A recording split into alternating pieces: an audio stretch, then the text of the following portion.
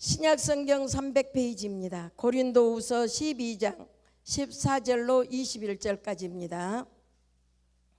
고린도후서 12장 14절로 21절까지 신약성경 300페이지입니다. 찾으셨으면 우리 다 같이 한 절씩 믿음으로 교독합니다. 14절로 21절입니다. 보라, 내가 이제 세 번째 너희에게 가기를 준비하였으나 너희에게 피를 끼치지 아니하리라. 내가 구하는 것은 너희의 재물이 아니요 오직 너희니라. 어린아이가 부모를 위하여 재물을 저축하는 것이 아니요 부모가 어린아이를 위하여 하느니라.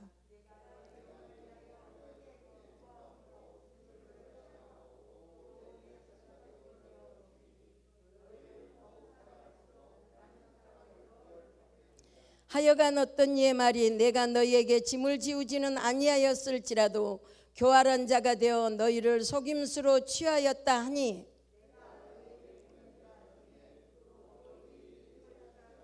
내가 디도를 권하고 함께한 형제를 보내었으니 디도가 너희의 이득을 취하더냐? 우리가 동일한 성령으로 행하지 아니하더냐? 동일한 보조로 하지 아니하더냐?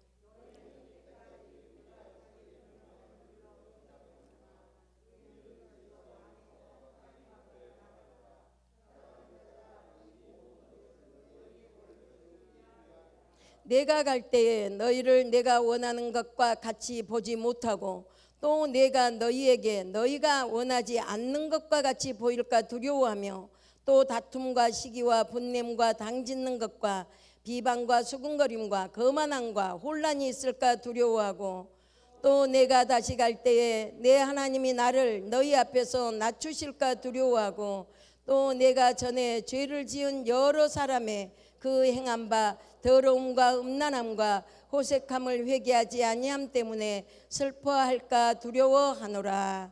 아멘. 할렐루야. 승리하셨습니다. 이번 대신방 여러분들의 믿음으로 사랑으로 또 정성으로 섬겨주셔서 잘 마쳤습니다. 정말 행복했습니다. 제가 이 오늘 말씀을 준비하면서 눈물도 나고 많이 깨달음도 하고 하나님은 어떤 분인가를 다시 짚어보고 그때 당시 바울 시대에 사도 바울이 그 예수 믿는 자들을 핍박하면서 부활의 주님을 만나고 그가 변한 모습, 생명도 아끼지 아니하시고 교회들을 건축하고 개척이죠. 교회들을 개척하고 그 성도들을 교육시켜 놓고 다시 다른 데 가서 또 교육시켜 놓고 오면 그들이 거짓 교사들의 또 이렇게 이용당해서 사도 바울을 대적하고 교회는 시끄러워지고 분란이 일어나고 이런 모습들을 당하면서 얼마나 사도 바울의 마음이 아팠던가. 그 모습을 보면서 교회를 개척한 우리들의 마음을 약간은 이해를 할 수 있을 정도로 나타내놨구나. 제가 이걸 보면서요, 개척을 해보지 아니하는 목사님들은 이걸 이해를 할 수가 없어요. 합동 측이나 통합 측들은 위임 목사가 있어요. 교회 자리, 담임 목사님 자리가 비면은 교회 개척을 안 해봤어도 위임해서 갈 수 있는 이런 자리가 있습니다.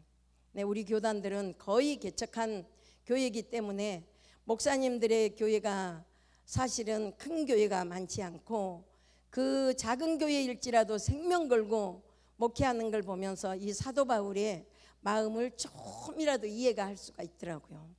제가 목사님이 이 고난주간일일지라도 사순절일지라도 설교마다 하나님이 원하시는 것은 여러분들이 변해서 이것을 원하기를 원하십니다. 이렇게 해야 됩니다. 이것을 내려놔야 됩니다. 이 설교를 저도 들을 때마다 어느 때는 부담이에요.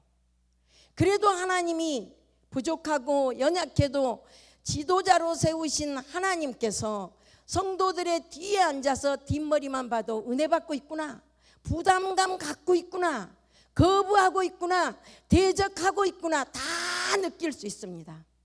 이걸 느낄 때 얼마나 가슴이 아픈지 제가 하나님 앞에 사순절 기간 동안 말씀 전하고 있는 그 시간에 제가 기도했어요.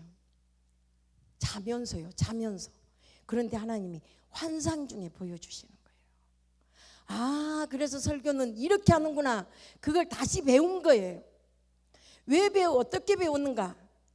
주님이 그때 당시나 오셨을 때나 지금이나 앞으로 주님 오실 그때나 여전히 창세기부터 계시록은 계속해서 반복된다는 거예요. 그런데 우리는 사람이라 하나님이 말씀하시는 대로를 다 못 지키고 사는 거예요. 주님 오신 그날까지. 그런데 우리는, 인간은 아담과 하와가 동산에서, 에덴 동산에서 쫓겨난 그 순간부터 우리 머리에, 우리한테 들어온 DNA가 어떤 DNA가 있냐면 죄의 DNA. 죄의 DNA가 딱 있어가지고 말씀을 한번 딱 듣고 나면 그 가치관이 딱 머리에 박힌다는 거예요. 그 외의 말씀을, 똑같은 본문에서 말씀을 2번, 3번 반복을 하면 우리는 죄성이 있는 DNA를 갖고 있기 때문에 이 말씀을 거부한다는 거예요. 아, 그렇구나. 이걸 하나님이 환상 중에 저한테 풀어주는 거예요. 두려워하지 말라고. 우리는 역시 아, 그렇구나. 한번 딱 들었을 때 방송을 통해서, 매스컴을 통해서 어디서든지 한번 그 말씀을 처음 듣는 말씀이면 이게 딱 박히게 된다는 거예요. 그래서 이단에 잘 넘어가는 성도들이 누구예요? 우리가 한 번도 듣지 못했던 설교, 어머 이런 설교도 있네, 아 이 말씀을 이렇게도 하시네, 뿅 간다는 거예요. 우리가 인터넷이나 또 네이버에 들어가 보면 설교들이 엄청 많이 올라 있습니다. 여러분들이 보고 싶어하는 기도문도 올라와 있습니다. 그런데 거의 다 80%가 정상적인 기존 목사님들의 설교나 기도문이 올라가 있는 게 아니고 이단에서 많이 올라와 있습니다. 그래서 여러분들은 이 보는 방법도 많이 주의해야 돼요. 할렐루야. 오늘 제가 이 말씀을 보면서 참 마음이 많이 아프고 또 외롭고 또 하나님밖에 없구나, 아 성도는 그렇구나, 교회는 그렇구나라는 걸, 많은 걸 배웠습니다. 우리는 살다 보면 좋은 동기로 좋은 일을 시작했다가 남들의 오해만 받으면 괜히 그 일을 시작했어. 어때요? 후회하고 낙심합니다. 낙심은 인생의 복병처럼 성도의 선한 일을 해나갈 수 있는 길을 막는 것입니다. 그처럼 선한 의도가 왜곡되어 받아들여져도 우리는 절대 낙심하지 말아야 합니다. 깊이 생각하면 그 선한 의도로 일했던 시간은 결코 우리가 낙심하고 후회할 걸로 끝날 것 같지만 절대 헛된 시간이 아니라는 것입니다. 큰 성공은 없었어도 그 일을 하면서 무엇인가는 얻는 은혜가 있었을 것입니다. 또한 지혜도 있었을 것입니다. 외적인 큰 성공은 이루지 못했다면 하나님이 미래의 더 큰 행복을 위해서 개인적인 성장 시간을 주셨다고 우리는 믿으면 됩니다. 할렐루야. 그래서 고난을 맛보지 아니하면 큰 일을 할 수 없다 그러잖아요. 바로 그 말이에요. 우리는 반드시 낙심하고 후회할 일이, 또 망한 것 같은 일을 당하고 나면 우리는 하나님이 어디 계셔? 왜 하나님은 하필이면 나에게? 이런 말을 하는데 그 물음표를 대기 전에 하나님의 뜻이 무엇일까? 하나님이 나를 향하신 뜻이 무엇일까라는 것을 우리는 물음표를 가지고 무릎 꿇는 성도가 되어야 될 줄 믿습니다. 또한 하나님이 좀 더 다양한 사고와 안목이 필요함을 아시고 미래를 대비할 기회를 주셨다라고 우리는 믿어야 됩니다. 현재의 실패, 현재의 고난, 하나님이 허락하셨다고 믿는다면 실패와 고난 중에도 우리는 감사할 수가 있습니다. 오늘 귀한 본문을 통해서 제목은 소리나지 않는 건강한 믿음, 소리나지 않는 건강한 믿음이라는 제목을 가지고 우리 같이 은혜 받기를 원합니다. 오늘 본문은 바울이 3차 고린도 방문 계획을 지금 편지로 고린도 교회에 보냅니다. 그 편지를 보낼 당시에는 사도 바울은 고린도 교회를 세우고 고린도 교회 성도들을 훈련을 시켜놨는데 자기한테 돌아오는 것은 어마어마한 비방 소리밖에 없었습니다. 헌금을 통해서도 물질을 통한 그 비방 소리, 성도들을 폐를 끼치고 이런 모든 악독들이 사도 바울에게 뒤집혀져 있는 이런 시간에 주석을 보니까 그때 당시 사도 바울은 눈물의 편지를 써서 고린도 교회에 보냈다고 합니다. 그런데 그 눈물의 편지가 중간에 없어져서 고린도 전 후서에는 나타나지 않는다고 합니다. 그런 증상, 그 비방, 이런 것들을 당하면서도 사도 바울은 고린도 교회의 덕을 세우기 위해서 자기가 말을 해야 될 그 변호의 목적을 다 밝히고 있다는 겁니다. 또한 바울 자신이 도착하여도 고린도 교인들이 회개치 않고 있을 것에 대해서 우려하는 솔직한 심정을 다 표현합니다. 편지에 다 써보냅니다. 그래서 그 편지에 간접적으로 빨리 회개해라, 빨리 회개하고 너희들이 변화된 모습, 내가 교육을 시킬 때 너희들의 그 순전한 모습을 나는 그 모습으로 만나고 싶다, 이렇게 편지를 보냅니다. 교회의 질서를 확립하고 성도들을 믿음 위에 굳게 세우는 일은 모든 목회자들의 궁극적 관심이자 목표입니다. 그러나 언제나 각 교회의 현실은 목회자의 이상과 차이가 있게 마련입니다. 교회 질서는 때로는 흔들립니다. 성도들의 신앙 상태는 목회자들에게 만족스럽지 못합니다. 바로 여기에 목회자의 긴장과 갈등과 고민이 있는 것을 여러분은 한 번이라도 생각해 보셨습니까? 위대한 사도 바울 역시 그러한 과정을 겪어야만 했다면 오늘날의 복음 사역자 역시 회피할 수 없지 않은가 생각합니다. 그렇다면 건강한 믿음, 소리나지 않는 건강한 믿음은 어떤 것일까요? 첫 번째, 사랑은 먼저 옳게 받을 줄 알아야 옳게 베풀 수 있다는 겁니다. 할렐루야. 우리는 사랑을 받는 것이 아니고 다 주는 것이라고 지금까지 배워왔습니다. 또한 성경에도 사랑은 주는 것이라고 말합니다. 그런데 사랑은 얼마든지 줄 수 있습니다. 그런데 그 준 사랑을 내가 어떻게 받았는가, 이게 아주 중요하다는 겁니다. 우리가 왜 하나님의 은혜를 잊어먹습니까? 왜 십자가의 은혜를 잊어먹고 성도다운 성도의 모습이 보이지 않습니까? 우리는 은혜를 너무 많이 받았다고 합니다. 기도하며 하나님 사랑합니다 합니다. 예수 그리스도 없이는 나는 살 수 없다고 말합니다. 말씀은 금보다 귀하다고 고백합니다. 그런데 왜 우리는 이렇게 잊어먹고 살까요? 받은 사랑, 어떻게 내가 받았는가를 옳게 분별할 줄을 모른다는 겁니다. 15절을 보면 너희를 더욱 사랑할수록 나는 덜 사랑을 받겠느냐? 내가 너희들에게 베푼 사랑이 나는 너희들에게 피해를 끼치지 아니하려고 얼마나 천막을 기어가면서 못 먹고 매맞고 고통받고 그 곤장을 받아가면서 복음을 전하면서 너희들을 그렇게 키워놨는데, 그런 사랑을 베풀었는데 내가 너희들한테 사랑을 받기는커녕 이런 비방을 받아야 되겠느냐, 이 말이에요. 이 말씀은 바로 14절에 말씀한 것처럼 나는 영적 부모의 마음으로 이렇게 사랑하는데 어찌 너희 고린도 교회들은 오히려 나에 대한 사랑이 점점 식어지고 점점 작아지느냐. 책망과 안타까움의 하소연의 편지입니다. 어떻습니까?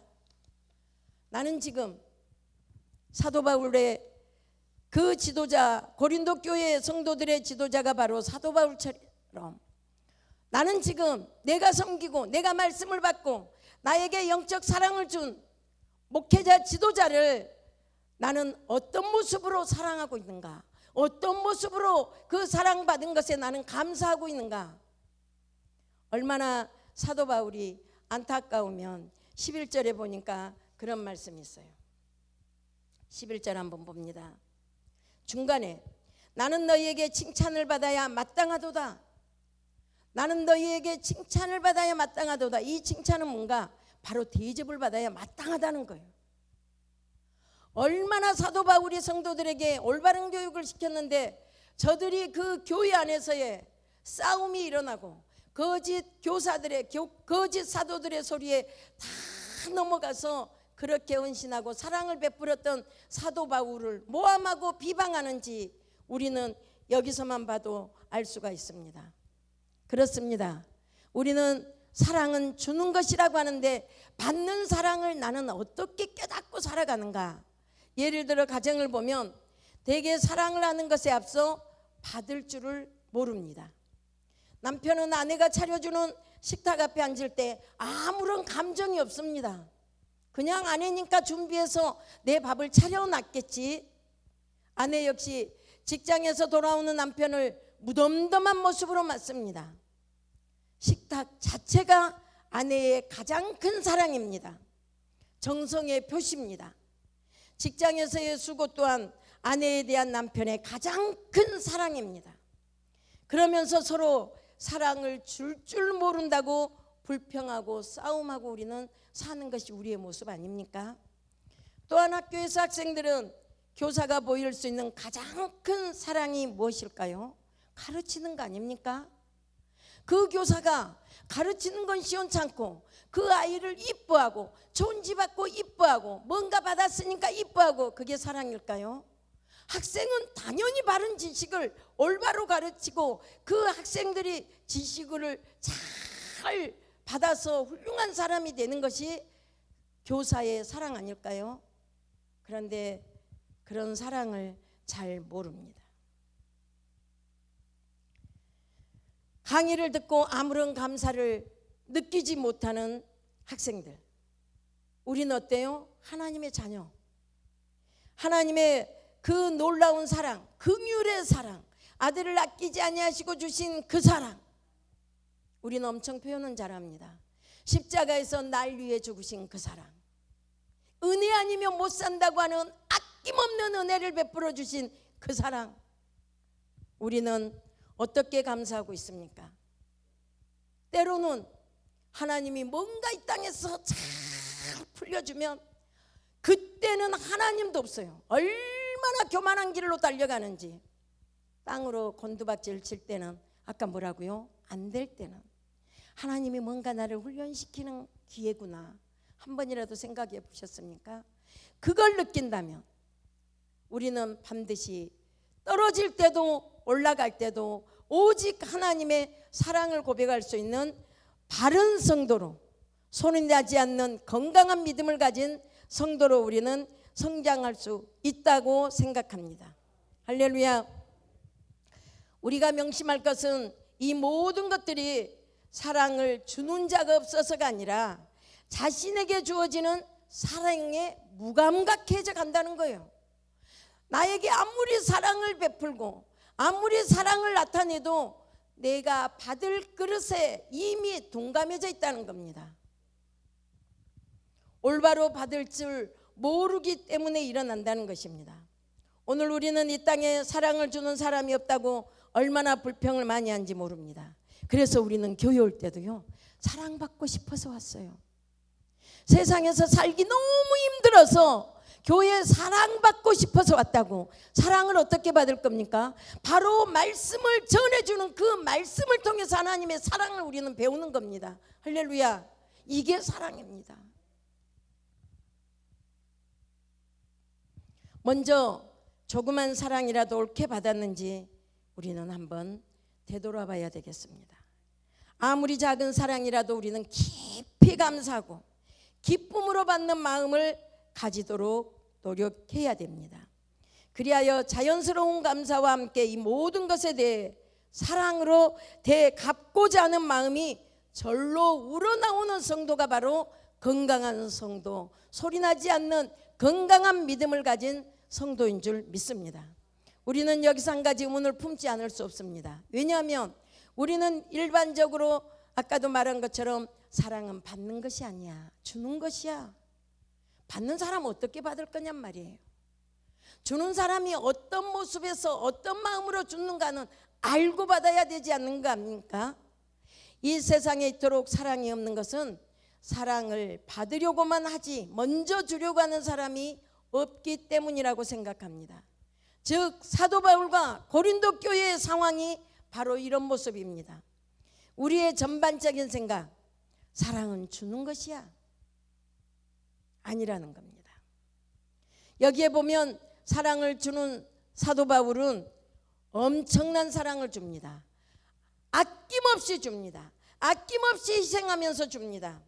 보통 사랑과 다른 사랑을 그 성도들에게 베풀어 주었습니다. 그런데도 그 관계는 오히려 나빠지고 갑니다.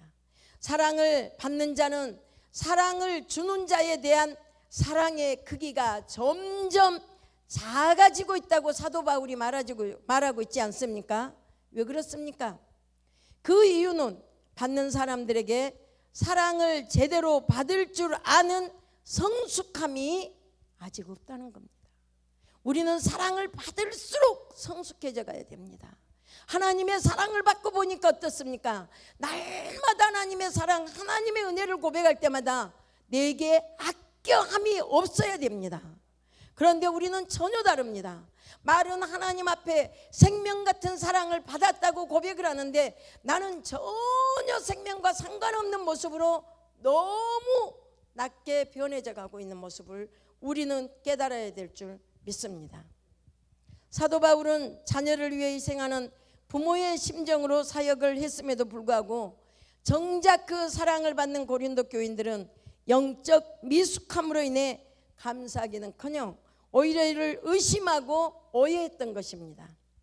고린도 교회에는 사랑을 주는 자가 없어서가 아니라 오히려 사랑을 주는 자의 사랑이 더 컸기에 불신과 오해만 증폭되는 이상한 현상이 발생한 것입니다.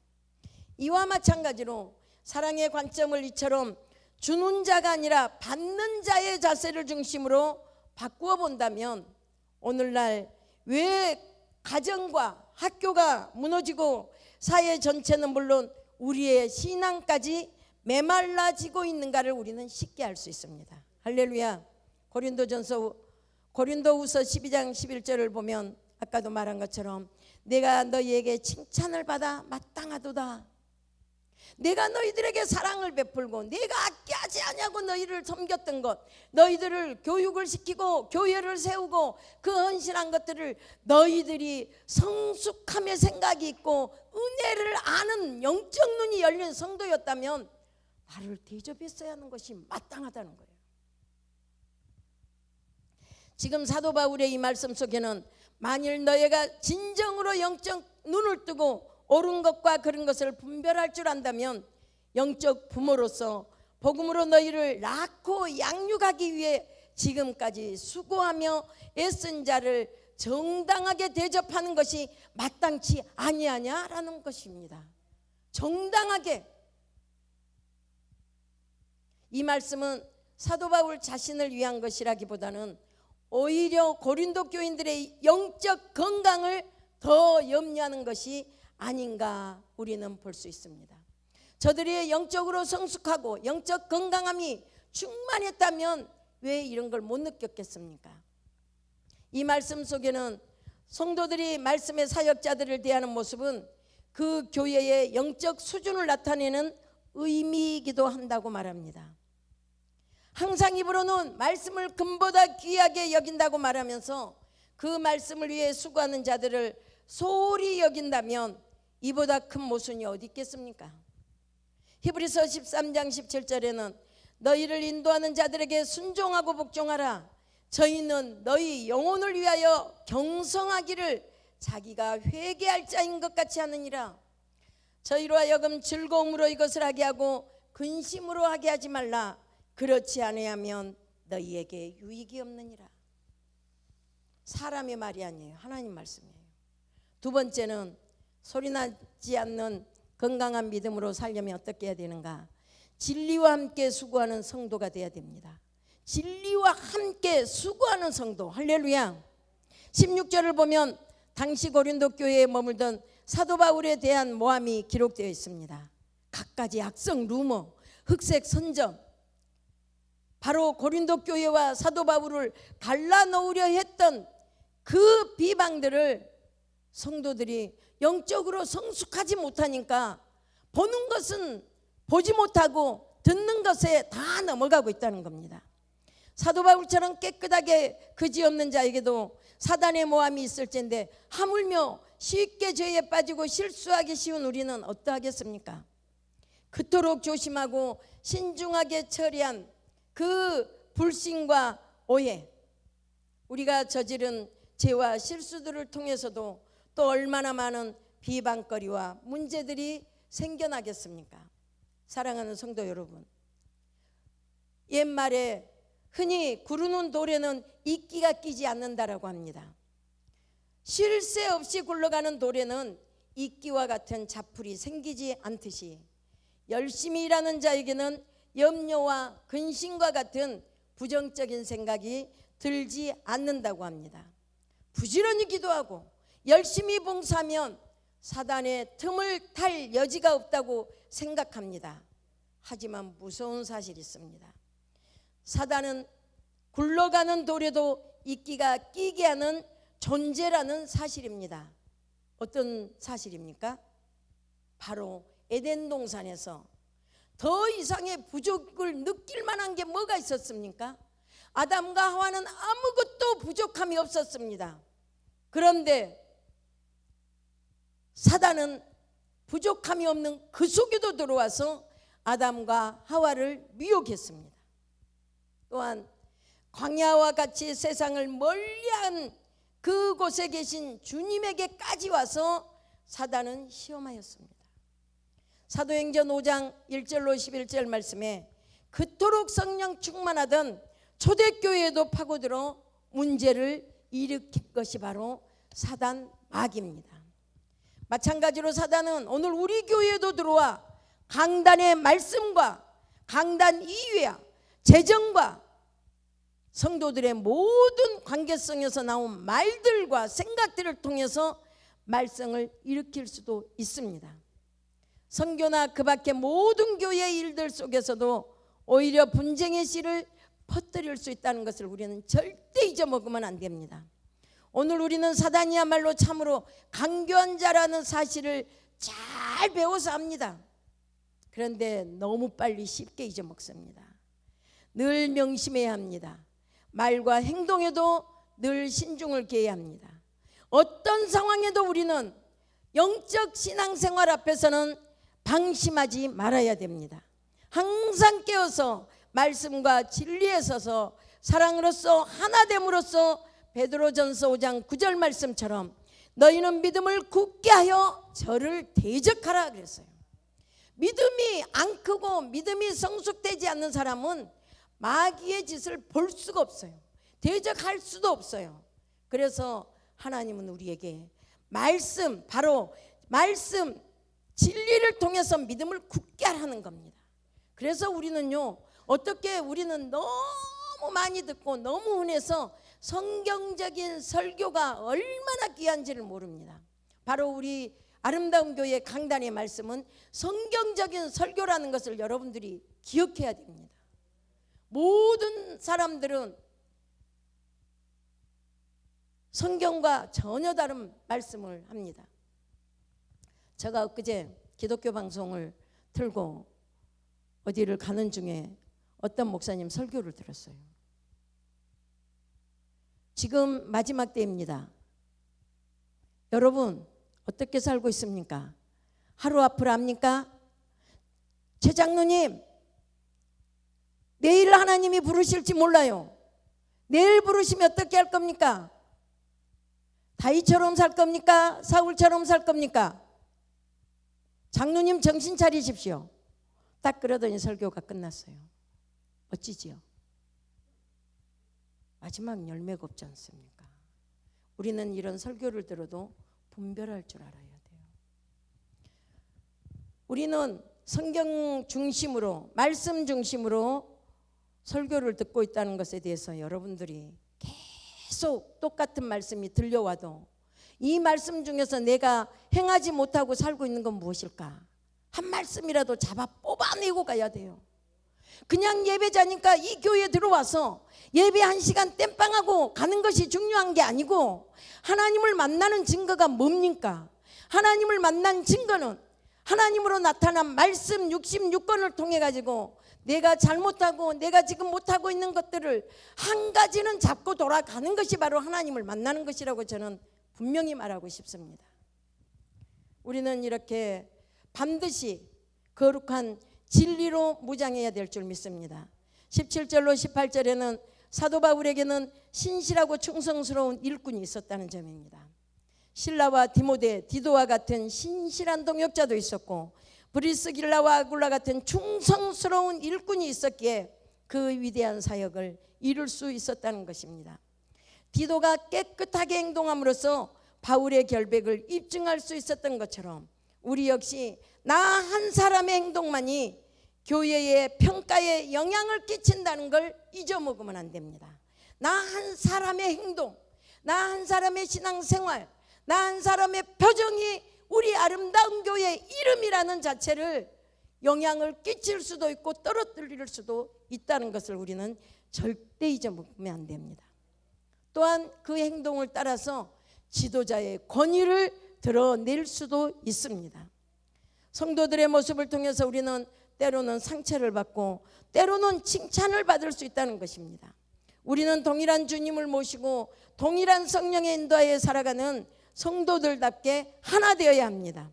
서로에게 힘이 되는 존재가 되어야 됩니다. 요한 3서 1장 8절에 보면 후반절에 우리로 진리를 위하여 함께 수고하는 자라고 있습니다. 무엇을 위해서요? 진리를 위해서, 하나님을 위해서, 말씀을 위해서 함께 수고하는 자라고 우리를 표현하고 있습니다. 우리는 말씀이 떨어지면 아무리 큰 수고가 온다 할지라도, 아무리 큰 어려움이 온다 할지라도 우리는 반드시 그 말씀을 행하면서 이루는 성도가 되어야 될 줄 믿습니다. 내 유익보다 교회를 먼저 생각하는 성도. 19절을 보니까 이 모든 것은 너희의 덕을 세우기 위함이니라. 왜 바울이 이렇게 해명을 합니까? 우리가 생각할 때는 무슨 지도자가 돼가지고 비방하는 소리를 다 뒤집어 써야 맞습니까? 아니에요. 사도 바울도 그 모함 소리, 비방 소리에 반드시 해명했다고 했습니다. 저도 이런 부분에 많이 갈등했습니다. 사모가 돼가지고 좀 참지, 목사가 돼가지고 꼭 그걸 말을 해야 돼? 말하고 나면 저도 얼마나 많이 눌렸는지 몰라요. 그러나 성도는 이걸 해명하지 아니하면 몰라요. 해명을 해도 거짓말로 받아들이는 그런 성도의 가치관 속에 반드시 우리는 지도자여도 할 말은 해야 된다는 거예요. 할렐루야. 이렇게 할 말은 해야 될 때는 우리가 얼마만큼 구별되게 살아야 되겠습니까? 막 살고 해명할 수는 없습니다. 성도보다 못하게 살면서 해명할 수는 없습니다. 반드시 구별되게 거룩하게 힘쓰고 애써서 살 때는 부끄럼 없이 우리는 해명할 수 있다고 봅니다. 할렐루야. 인도의 간디가 시간이 다 돼가지고 기차를 타기 위해서 기차에 딱 올랐는데 급하게 오르는 바람에 신발 한 짝이 기차 그 밑으로 떨어져 버렸어요. 겨우 몸은 올라갔는데 한참 가다가, 한참 간 게 아니죠, 기차가 출발했잖아요.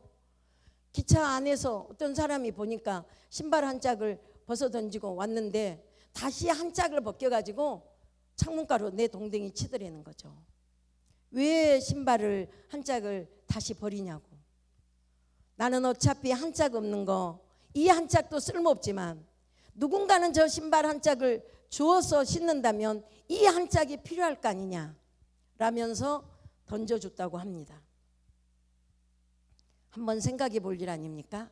우리는 너무나 나 이주예요. 나 이주. 나를 중심으로 한 이기적인 생활을 합니다.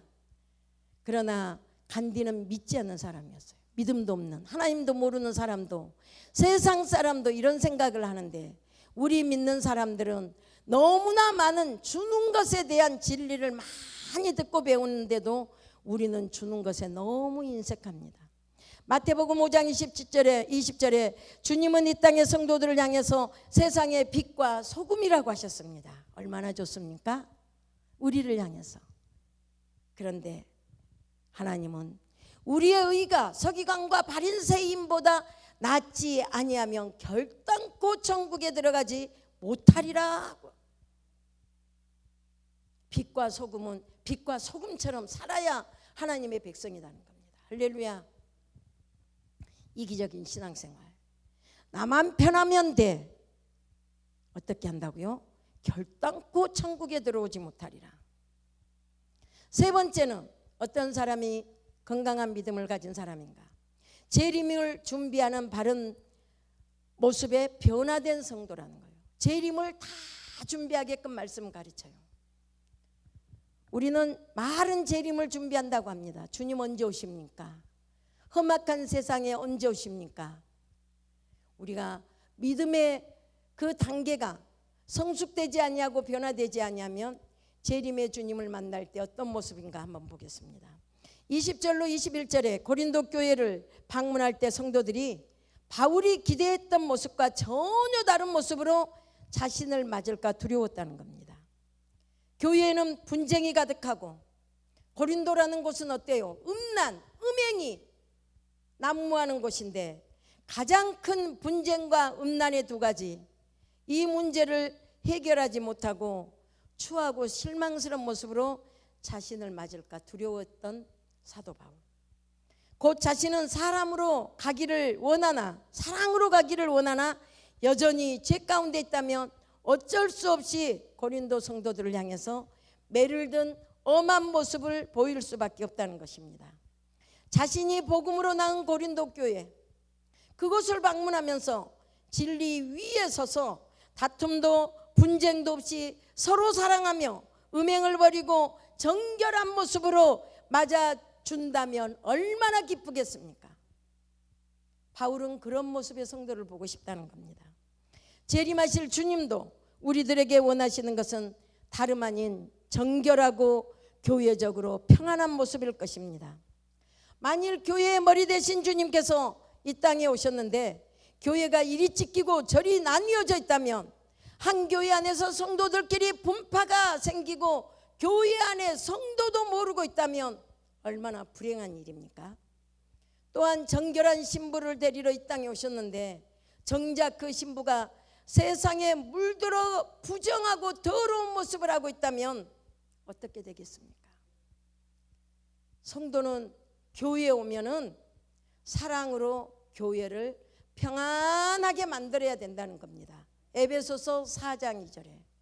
그런데 가정에서 좀 불편했다고 내가 교회 들어오면서 인상 쓰고 들어오고 내 감정 표현 다 드러내면서 교회에 온다면 교회에 분쟁을 일으킨다는 겁니다. 교회의 평안을 깨뜨리는 모습이라는 겁니다.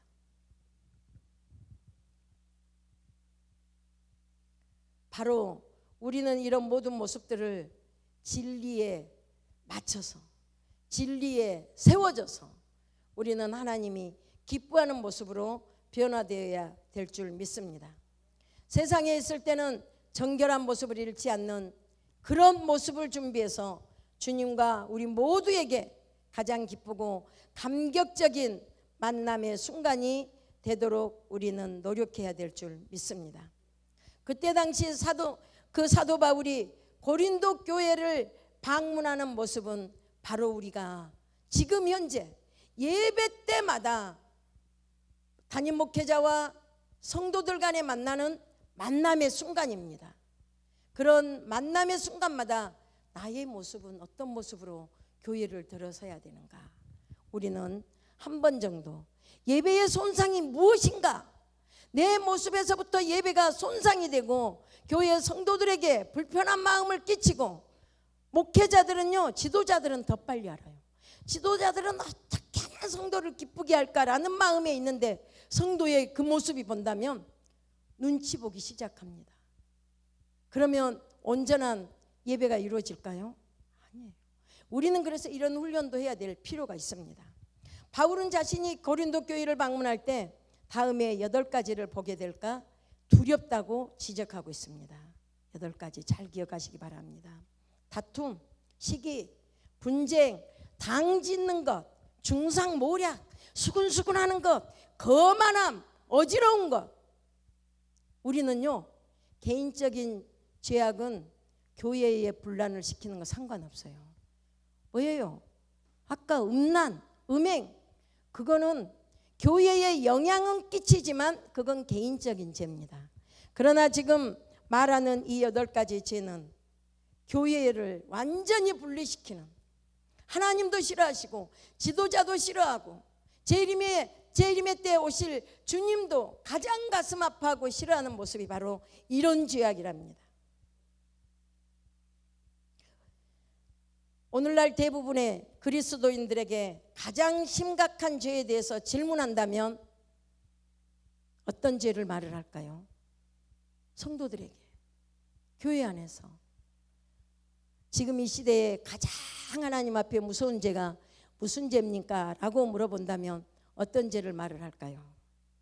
당을 지어서 다투고 수군대고 중상모략하고 이런 것을 말하는 사람은 거의 없을 것입니다. 그렇죠? 우리 오늘 이 밤에 충격 아닙니까? 저도 이거 준비하면서 엄청 충격 먹었어요. 이제 거의 모든 교회가 이러한 죄를 안고 있기에 그 심각성조차도 느끼지 못하는 사람들이 있답니다.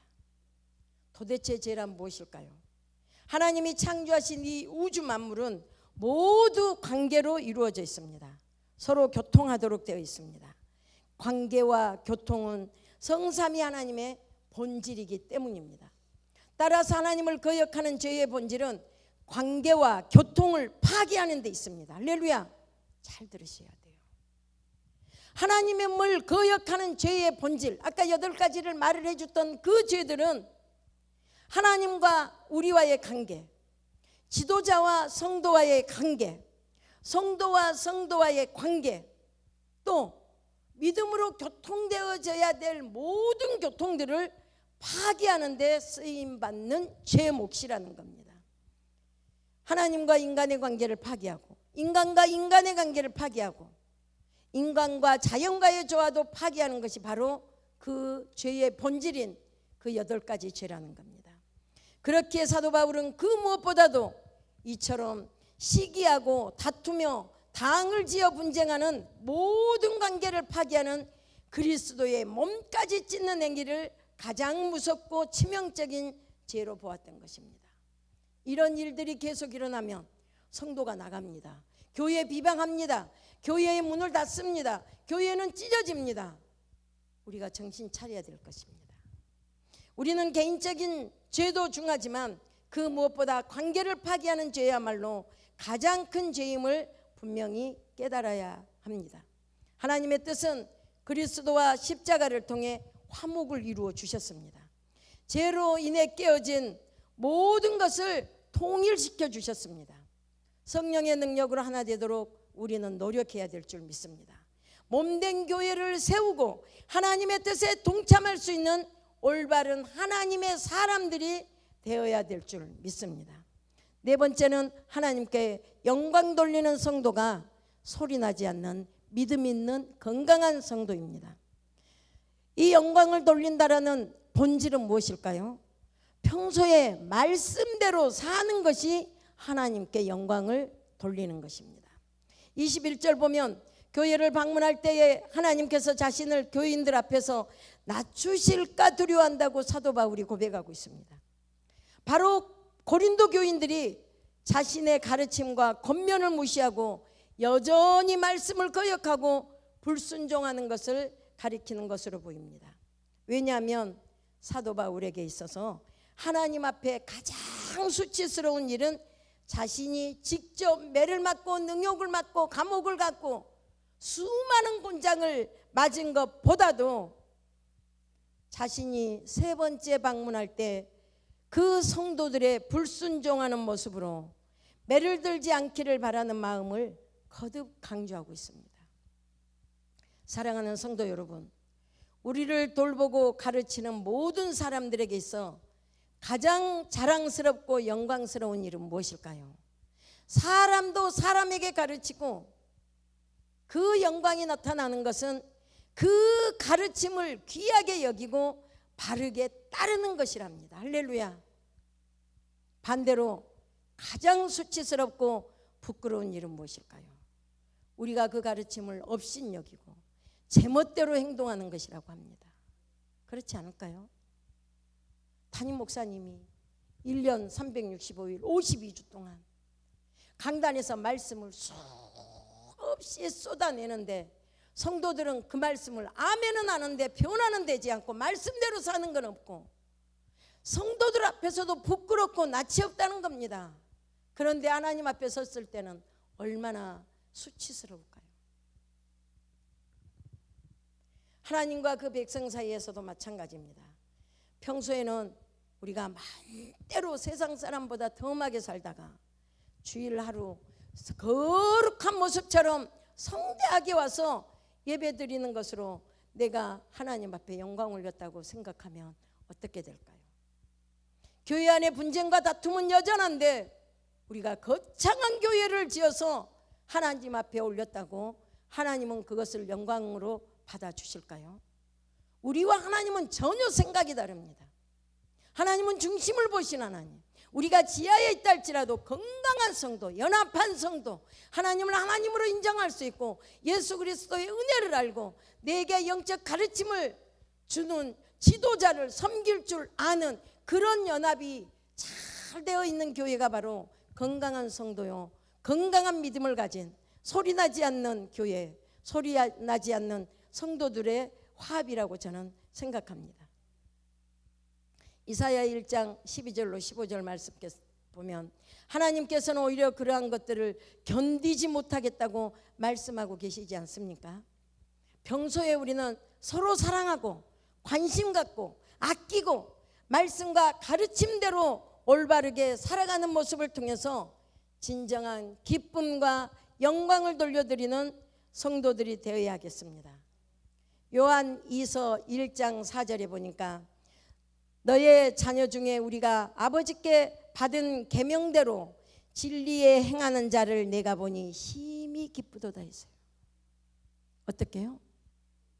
진리대로 행하는 모습을 볼 때 너무 기쁘다는 거예요. 지도자도 그러는데 하나님은 어떻겠어요? 깊게 흐르는 물과 무거운 짐술에는 소리가 나지 않는다고 합니다.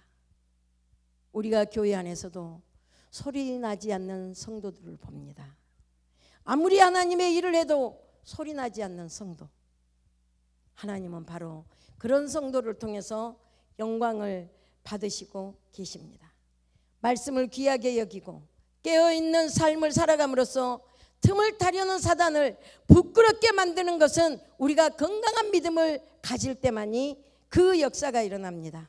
오직 하나님만을 영광스럽게 하는 진정한 하나님의 자녀, 오늘 귀한 말씀을 통해서 우리는 사도 바울의 심정을 알지 못하고 속썩혔던 고린도 교회 성도들보다는 비록 우리 교회가 적고 성도는 적다 할지라도 가르침을 주는 그 말씀대로 살아가는 지도자들을 기쁘게 하고 하나님의 영광을 드러내는, 하나님을 기쁘게 하는 멋진 소리나지 않는 건강한 믿음을 가진 우리 성도들 되시기를 주님의 이름으로 부탁합니다.